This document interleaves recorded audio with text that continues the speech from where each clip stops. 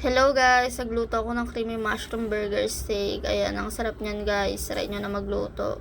Bago yan, tara, samahan nyo ako mamili muna ng gagamitin ko para dyan. Ayan, nagtingin-tingin ako dyan. Mga fruits, wow fruits. Ayan, bumili ako ng daon ng sibuyas. Napakamahal 15 na yun. Putol-putol. Tapos nagbumili ako cream of mushroom. Naglalagay ako ng cream of mushroom para mas malasa siya at mas masarap. Bumili ako ng kalahating kilong beef. Then, kumuha ko ng Alaska. Doon pa ako ng sa Nestle cream. Alaska pala kunin ko. Baka naman. Tapos, bumili ako ng UFC whole mushroom. Then, sinabay ko na yung distilled water ni Adi. Dahil lubos na ang kanyang tubig. Bigat yan sige, buhat lang. Yan. Bumili ako ng breadcrumbs para sa gagamitin ko sa patty. Hindi siya magdurog-durog. Then, ayun na. Pumunta na kami ng counter. Nagbayad na kami. Alam nga naman kunin namin yan. Siyempre, babayaran namin yan. Then, ayun na, nahiwa ko na lahat ng gagamitin, finalize ko na, wow, finalize, sino ka dyan?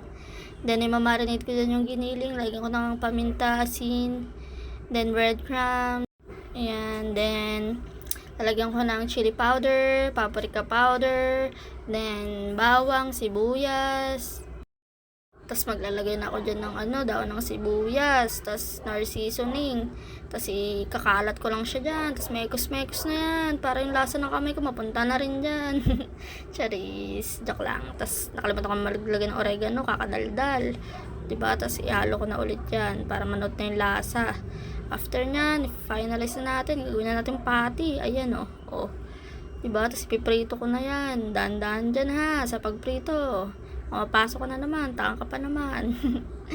After nyan, pagtas maprito lahat, gagawa na tayo ng sauce. Tapusin ko lang magprito. Baliktarin na. Diba? Then, after nyan, natapos ko na lahat iprito, gagawa na nga ng sauce. Yan, bawang sibuyas. Yan, halo-haluin lang. Mekos mo na yan. Then, ilagay yung mushroom na buo. Tapos, tinunan ko na yung cream of mushroom dyan. Yan. Tapos, lalagyan ko ng 2 mangkok na tubig para hindi maglapot-lapot.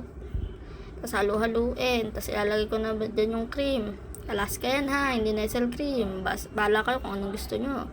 Tapos, yan. Lagyan ko ng toyo na may nor seasoning yun. Tsaka paminta. Tapos, mekos. Para kahit pa paano mag-iba yung kulay. Tapos, nilagay ko na lahat. All goods na yan. Kain na tayo. Try nyo na. Masarap yan. Yum. Tapos, umorder pala ako online ng diaper ni Adi na itchy. Itatry ko kung okay ba.